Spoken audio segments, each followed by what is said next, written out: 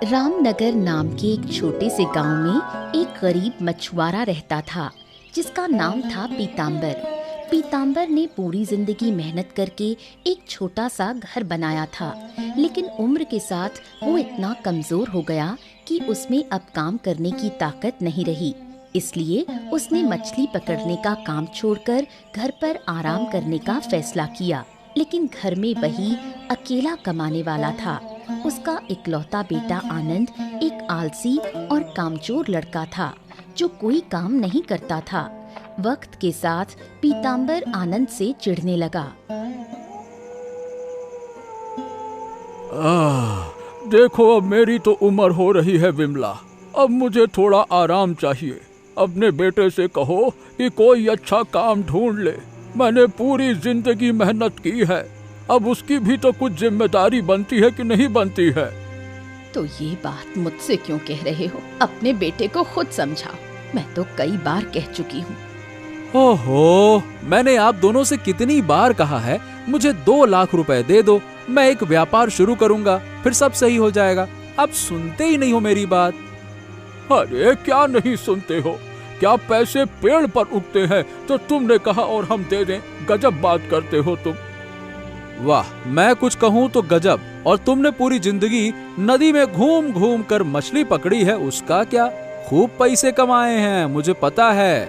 और अब जब मैं कुछ करना चाहता हूँ तो तुम मेरा साथ नहीं दे रहे हो। अगर इतना ही शौक है व्यापार करने का तो पहले खुद कमाओ और फिर उस पैसे से व्यापार करो। अरे ये तो सुनो, मेरे दोस्त भानु के पिताजी ने उसे 4 लाख रुपए दिए हैं व्यापार के लिए, और तुमने क्या किया मेरे लिए? हैं, बात करते हैं, तुम तो मेरे बाप कहलाने लायक भी नहीं हो। ये कहकर आनंद खाना छोड़कर घर से बाहर चला जाता है। बेटे के मुंह से ऐसी बात सुनकर बूढ़ा पीताम्बर बहुत आहत होता है। आनंद के घर के पास ही मुरली नाम का एक आदमी रहता था।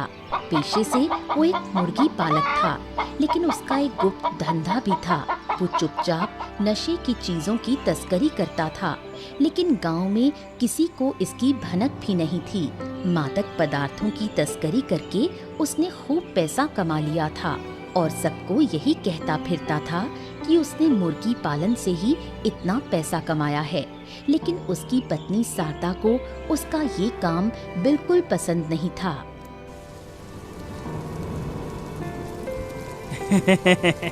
सुनती हो? अरे सुनो जी, देखो तो कितनी बड़ी इंग्लिश मछली लाया हूँ। बारिश के मौसम में मछली खाने का मजा ही अलग है। पता है, आज मैं बाजार गया और ये मछली दिख गई, बस मैंने तुरंत ले ली। इतनी बड़ी मछली? इसकी कीमत तो बहुत ज्यादा होगी। बिना जरूरत के इतने पैसे क्यों खर्च किए? बड़े दिल वाले लोग ही बड़ी बड़ी चीजें खरीदते हैं, और वैसे भी सिर्फ 1300 रुपए तो लगे हैं। मेरे लिए 1300 रुपए कुछ भी नहीं है सरदार। हाँ, क्योंकि पाप का काम करके जो पैसे का ढेर लगा रहे हो, अब तुम्हारे लिए 1000-2000 कोई मायने नहीं रखते। हो, तुम फिर वही बातें दोहरा रही हो। तुम पाप करोगे लेकिन मैं कुछ नहीं कह सकती, ये कौन सा नियम है? अरे आज इस पाप के काम की वजह से ही हम अच्छे से खाना खा पा रहे हैं, आराम से जी रहे हैं। समझ में नहीं आता क्या तुमको? पाप का पैसा कभी स्थायी सुख नहीं देता। जिस दिन ये बात समझोगे उस दिन मुझे याद करोगे। अब देखो, मैं तो बहुत खुश होकर मछली लेकर आया था, सोचा था कि साथ में बैठकर खाना खाएंगे, लेकिन मुझे तो अब लगता है इस घर में ही रहना मुश्किल हो गया है। जा रहा हूँ मैं। मुरली वो मछली वहीं छोड़कर बारिश में भीगते हुए फिर से घर से निकल जाता है। कई बार कहने पर भी जब पीताम्बर ने पैसे नहीं दिए तो आनंद ने आखिरकार निराश होकर खुद ही घर की जिम्मेदारी उठाने के लिए मछुआरे का काम शुरू करने का फैसला किया। लेकिन नदी में मछली पकड़ने के लिए दूसरों की नाव किराए पर लेनी पड़ती थी और उसमें काफी पैसा लगता था। इसलिए उसने सोचा कि क्यों ना खुद की एक नाव खरीद ले। नाव खरीदने के लिए अगले दिन उसे कुछ पैसों की जरूरत थी। उसे पता था कि गांव के सुनार किशनलाल बिना ब्याज के लोगों को उधार देते हैं, इसलिए वो किशनलाल से पैसे उधार लेने के लिए सोचता है। प्रणाम बाबूजी, प्रणाम। क्या आप मुझे पहचान पाए? तुम कौन हो? ठीक से पहचान नहीं पा रहा हूँ, लेकिन ऐसा लग रहा है कि कहीं तो तुम्हें देखा है। कौन हो तुम? मैं पीताम्बर जी का बेटा हूँ, आनंद, वही मछुआरा पीताम्बर। हाँ, तभी तो लग रहा था कि कहीं देखा है। अरे हाँ, तब तुम बहुत छोटे थे। भाई कितने बड़े हो गए हो, कैसे पहचानूंगा एक बार में। अब बस सब आपका आशीर्वाद है। अब क्या है कि पिताजी बूढ़े हो गए हैं, इसीलिए अब मैं उनकी जगह मछुआरे का काम करूंगा। अरे वाह वाह, चलो बहुत अच्छा सोचा तुमने। तो और बताओ, आज अचानक हमारे घर पे कैसे आना हुआ? अब जैसा कि आप जानते हैं, नदी में जो मछुआरे नाव देते हैं वो बहुत ज्यादा किराया लेते हैं। अब तो मैंने सोचा कि क्यों ना मैं खुद की नाव ही खरीद लेता हूँ और साथ में एक नाविक को तनख्वाह पे रख लेता हूँ। अरे वाह, विचार तो तुम्हारा बहुत अच्छा है और इसमें तुम्हारे काफी पैसे भी बचेंगे। हाँ, लेकिन मैं क्या कह रहा था कि मुझे नाव खरीदने के लिए थोड़े पैसों की जरूरत है। अगर आप मुझे कुछ पैसे उधार दे दें तो ज्यादा नहीं, मैं 5 महीने में लौटा दूंगा। अरे कोई बात नहीं बेटा, तुम एक काम करो, कल आकर मुझसे पैसे ले जाना और जब भी जरूरत पड़े हमेशा याद रखना मैं तुम्हारे साथ हूँ, है ना? हाँ, कल आना, जाओ। किशनलाल के इस आत्मीय व्यवहार से आनंद बहुत खुश हुआ और धन्यवाद देकर वहां से चला गया।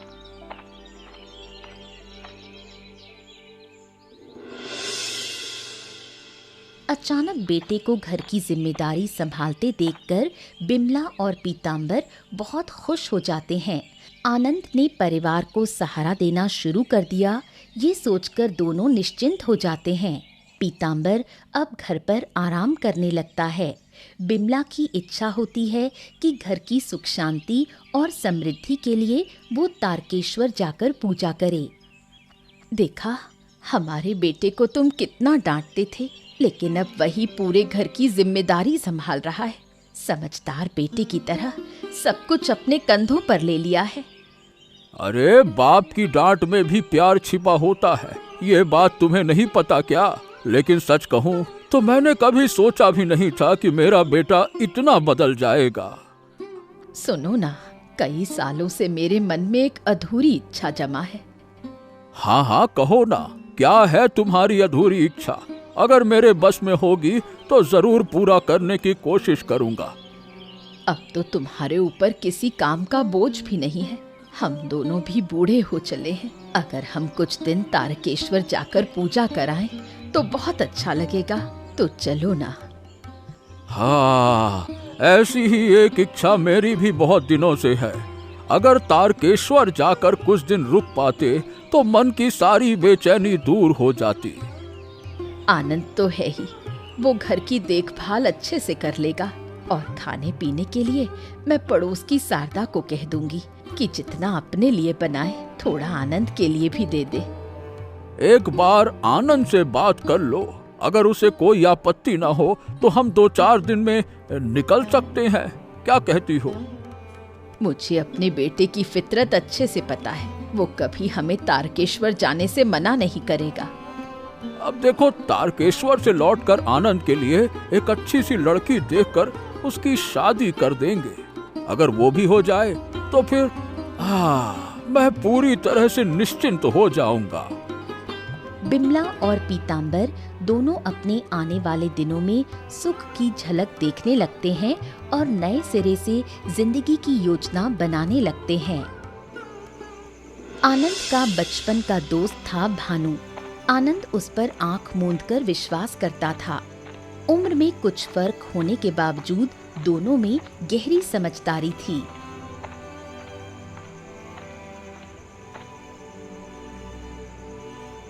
अरे क्या बात है, क्या बात है? सुना है कि अब तू मछुआरा बन गया है। कभी कभी ज्यादा पैसा दिमाग भी घुमा देता है क्या? अरे क्या रे, मजाक उड़ा रहा है क्या? एक दिन मेरा भी वक्त आएगा, देखना तू।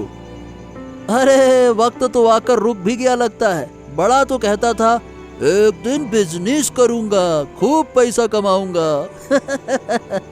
क्या हुआ भाई, बिजनेसमैन, मछुआरे मैन बन गए क्या? अरे बिजनेस के लिए पैसे ढूंढते ढूंढते पागल हो गया हूं।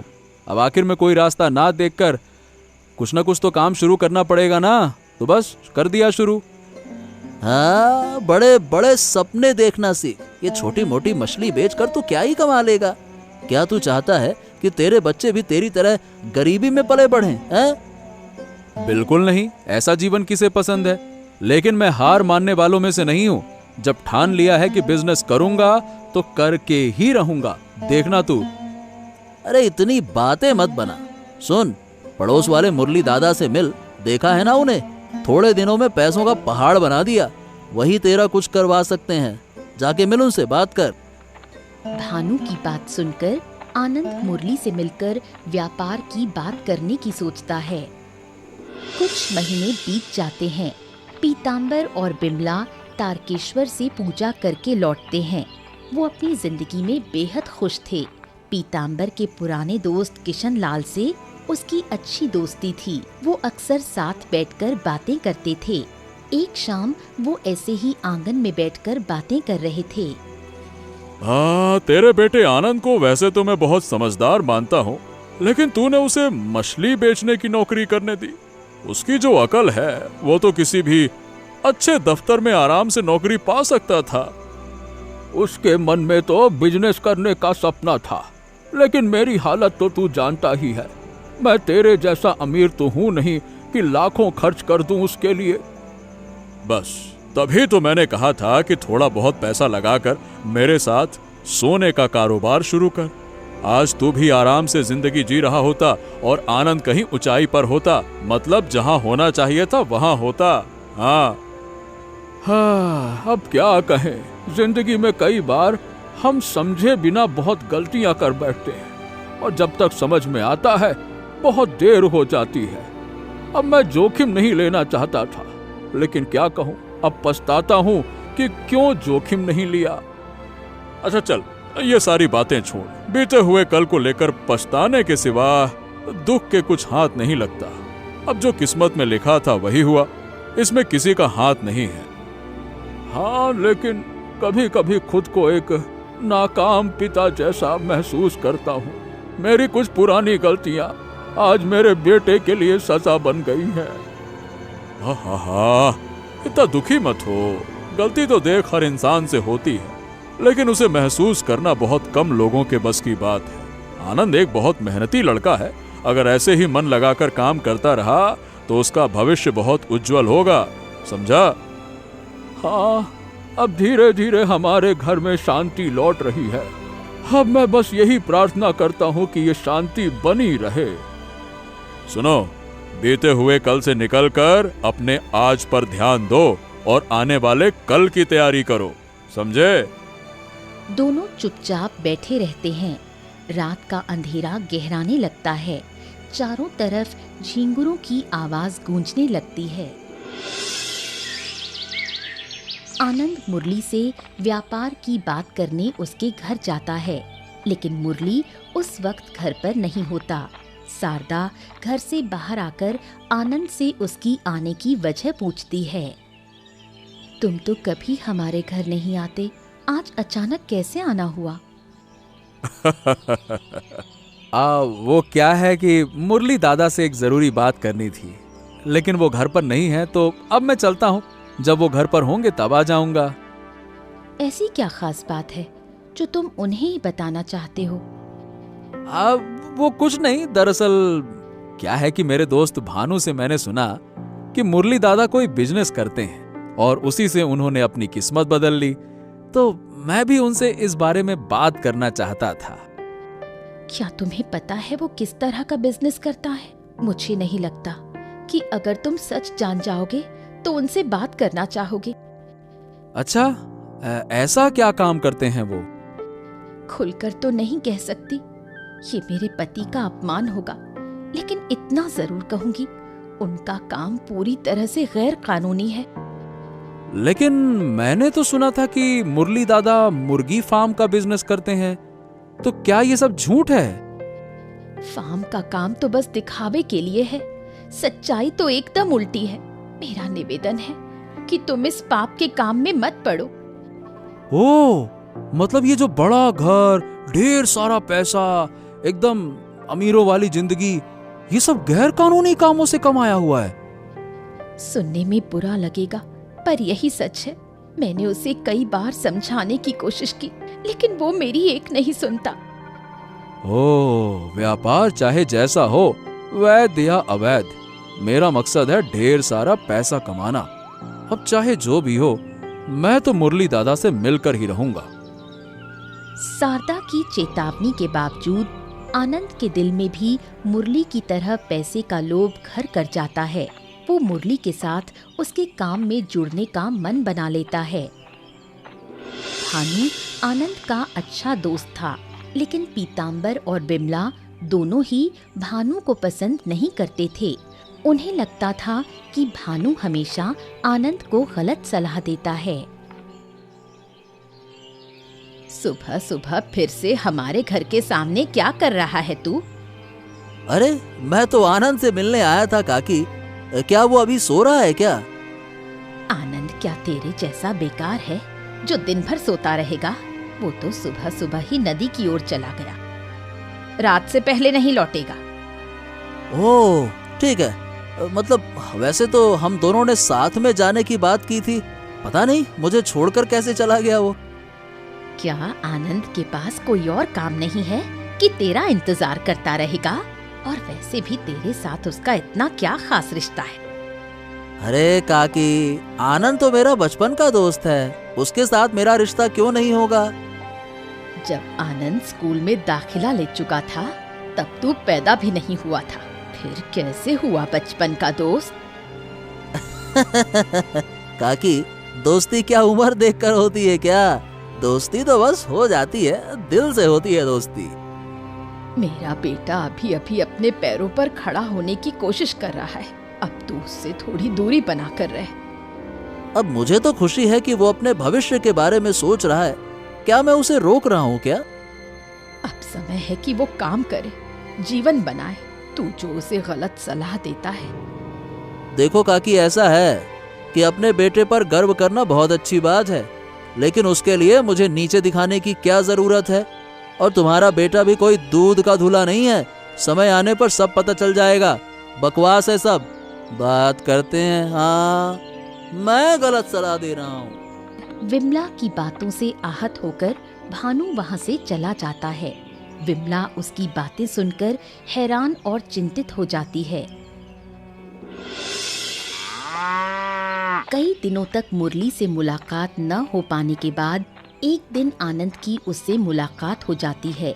जब वो अपने व्यापार के काम से लौट रहा होता है, आनंद उसे अपने इरादे बताता है, जिससे मुरली बहुत खुश होता है और उसे चाय की दुकान पर ले जाकर पूरी योजना समझाता है। तो जब तू खुद इस काम में शामिल होना चाहता है तो मैं तुझे मना करके तेरा दिल नहीं तोड़ना चाहता। ठीक है, ठीक है, ठीक है, लेकिन पहले तुझे सब कुछ ठीक से समझना होगा। अरे दादा, मुझे जो करना होगा मैं सब करने को तैयार हूँ, मुझे तो सिर्फ पैसा चाहिए। सुन, इस धंधे में सभी पैसे के लिए आते हैं, लेकिन काम बहुत सावधानी से करना होगा। बेटा, पकड़े गए ना तो बड़ी मुसीबत हो सकती है, समझ रहा है ना? हाँ दादा, मैं समझ रहा हूँ। आप तो ये बताइए कि मुझे करना क्या होगा? अब बहुत कुछ नहीं। नदी के रास्ते शहर से जहाज के जरिए माल आएगा। गांव में कई जगह शराब की दुकानें हैं, कहाँ कहाँ हैं वो सब मैं तुझे बाद में बताऊंगा। तुझे बस माल को जहाज से उठाकर दुकानों तक पहुंचाना होगा, समझा? क्या बात कर रहे हैं? बस अगर मैंने ये काम अच्छे से किया तो मैं भी आपकी तरह बहुत सारा पैसा कमा सकूंगा ना? अरे हाँ रे, बिल्कुल कमाएगा, एकदम निश्चित बात है। 1 महीने में तो इतना कमा लेगा जितना 5 से 6 महीने मजदूरी करके भी नहीं कमा पाएगा। हाँ हाँ, ऐसा तो ठीक है। मैं और इंतजार नहीं करना चाहता। जितनी जल्दी हो सके मैं काम शुरू करना चाहता हूँ। हाँ तो ठीक है, कल सुबह तू मेरे घर आ जाना, मैं तुझे सब कुछ समझा दूंगा। कल से तू काम पर लग जा, ठीक है ना? मुरली की बातों में फंसकर आनंद उसके व्यापार में शामिल होने का फैसला कर लेता है और लाखों कमाकर शानो शौकत की जिंदगी जीने के सपने देखने लगता है। पर उसे इस धंधे की खतरनाक सच्चाई का कोई अंदाजा नहीं था। भानु की बातों के बाद विमला आनंद को लेकर चिंता में डूब जाती है। वो चुप हो जाती है और सारा दिन सिर्फ अपने बेटे के भविष्य को लेकर परेशान रहती है। पीताम्बर ये बात महसूस करता है। हाँ, क्या बात है विमला, इतनी रात को तुम जाग रही हो, सोई क्यों नहीं?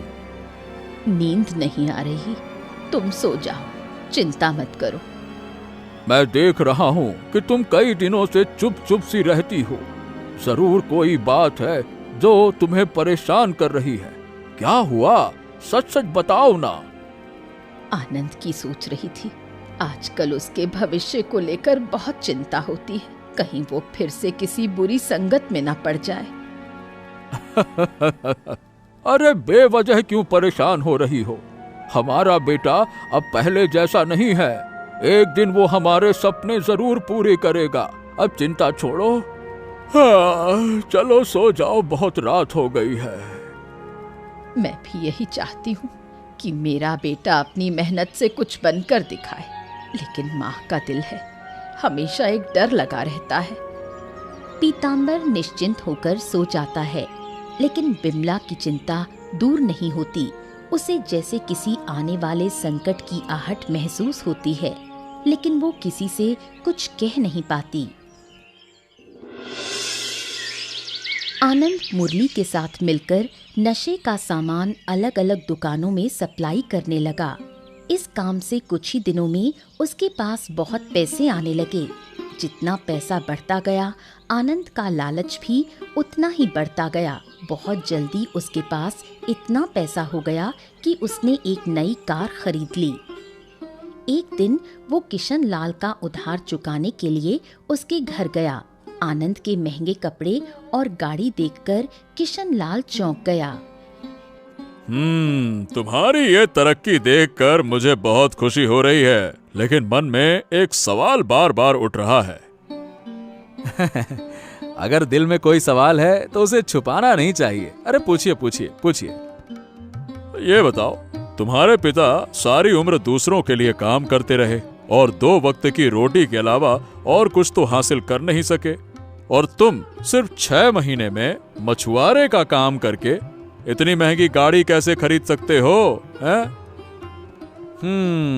तो बात यह है कि जिंदगी में ना सिर्फ गधे की तरह मेहनत करने से कुछ नहीं होता, थोड़ी अकल भी लगानी पड़ती है। और बस मैंने वही थोड़ी सी अकल लगाई है। अपनी समझ और मेहनत से मैंने सब हासिल कर लिया।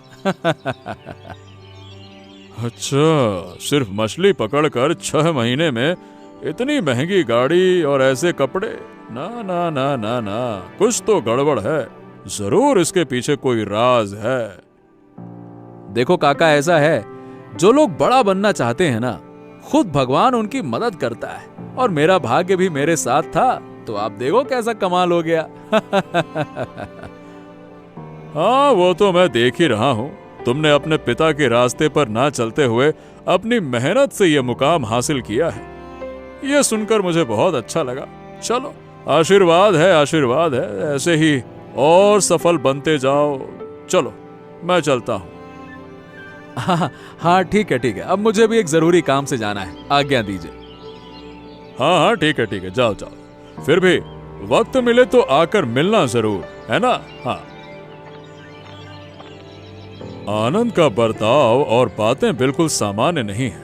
ये अचानक से इतनी तरक्की कर कैसे गया, इसका पता तो मुझे लगाना ही होगा। आनंद एक मुरली के साथ मिलकर उसके लिए काम कर रहा है। ये बात शारदा के कानों तक पहुंच जाती है। ये सुनते ही शारदा दौड़कर आनंद की माँ बिमला के पास जाती है और उसे सारी सच्चाई बता देती है। सब सुनकर बिमला के ऊपर जैसे आसमान टूट पड़ा। उसे यकीन ही नहीं होता कि उसका प्यारा बेटा, जिस पर वो इतना विश्वास करती थी, इतने घिनौने और गैर कानूनी कामों में शामिल हो सकता है। कई दिनों से मन बहुत बेचैन था। आनंद के भविष्य को लेकर चिंता लगी रहती थी। आज मेरे सारे शक सच हो गए। जिस बेटे पर मैंने आंख मूंद कर भरोसा किया, वही आज हमारी उम्मीदों पर पानी फेर रहा है। मैं आपको दुख देना नहीं चाहती थी, लेकिन मैं नहीं चाहती थी कि आनंद भी मेरे पति की तरह एक स्वार्थी और लालची इंसान बन जाए। अगर आनंद के पिता को ये सब पता चल गया तो वो इस सदमे से मर ही जाएंगे। आनंद ने कैसे हमारी सारी आशाओं को रौंद डाला। किसी तरह उसे समझाइए और इस गलत रास्ते से हटाइए, नहीं तो भविष्य में उसके लिए बहुत बड़ी मुसीबत खड़ी हो जाएगी। वो मेरी बात कभी नहीं सुनता। मैं जितना भी समझाऊं कोई असर नहीं होता। पैसे के लिए उसने अपनी इंसानियत ही बेच दी है। आज मैं खुद को एक माँ के रूप में नाकाम मान रही हूँ।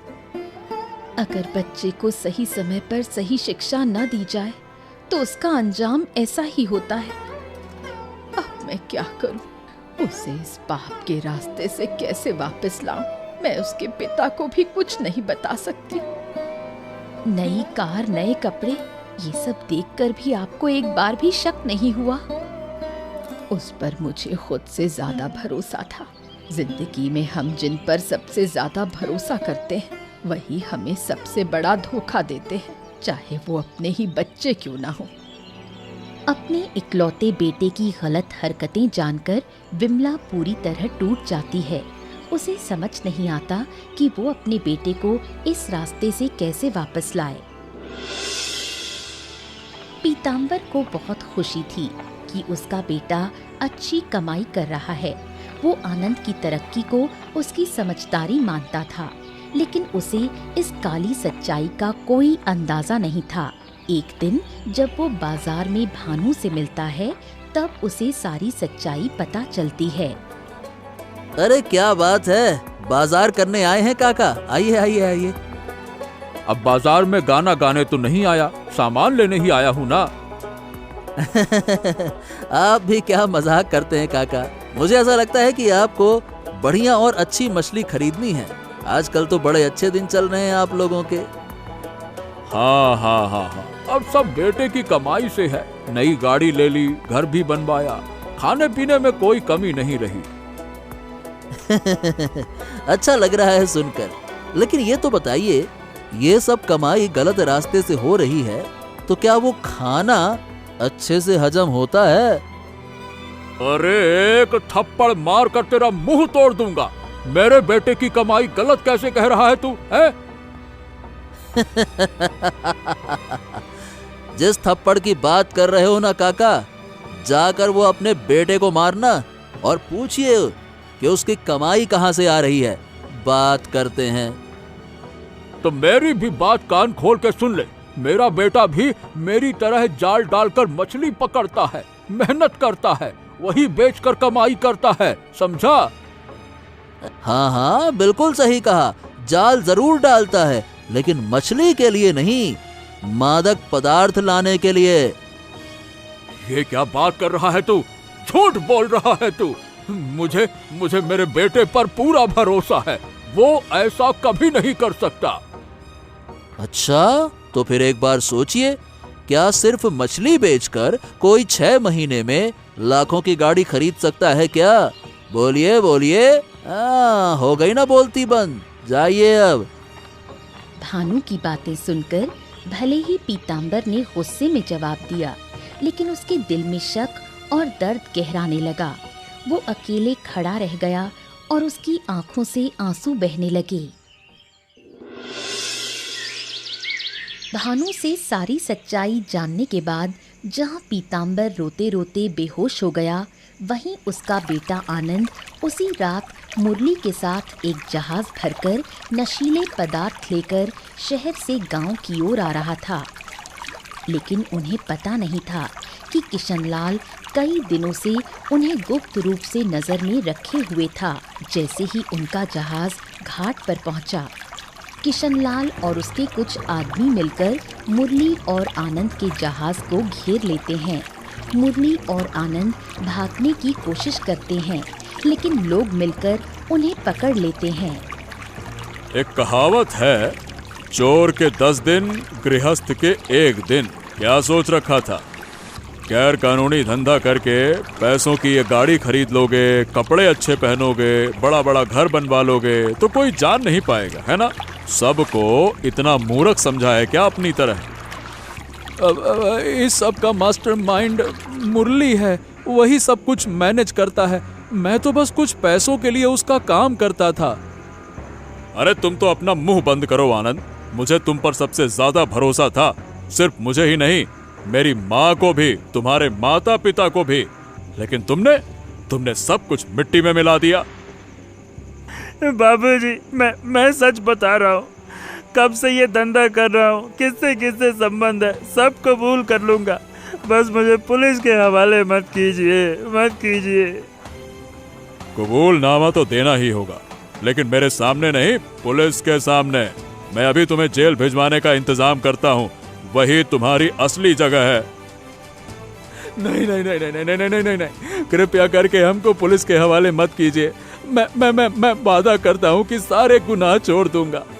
फिर से पहले जैसा मछुआरा बनकर काम करूंगा। अगर माँ बाप को पता चला तो वो बेचारे मर जाएंगे। उनका तो सोचिए। तुम्हारे माँ बाप को अब सब कुछ पता चल चुका है। उन्होंने साफ साफ कह दिया है, तुम्हारे जैसे बेटे का तो वो मुंह देखना भी नहीं चाहते हैं। पकड़े जाने के बाद आनंद को अपनी गलती का एहसास होता है, लेकिन अब उसके पास समय नहीं बचा था। तुरंत पुलिस को सूचना दी जाती है। आनंद और मुरली दोनों को पुलिस गिरफ्तार कर लेती है। शहर से लाया गया सारा नशीला माल पुलिस की हिरासत में ले लिया जाता है। पुलिस अपनी हिरासत में ले लेती है। पुलिस से मार पड़ते ही मुरली सब कुछ उगल देता है। राजी होकर गवाही देने की वजह से मुरली को सिर्फ 2 साल की सजा मिलती है। लेकिन आनंद को नशीले पदार्थों की तस्करी, अवैध रूप से गाड़ियां खरीदने और ऐशो आराम की जिंदगी जीने जैसे कई आरोपों में 5 साल की सजा और जुर्माना लगाया जाता है। बेटे की ऐसी दर्दनाक हालत देख लाचार पीताम्बर बेचैन हो उठता है और एक दिन बेटे के शोक में वो नींद में ही दुनिया छोड़ देता है।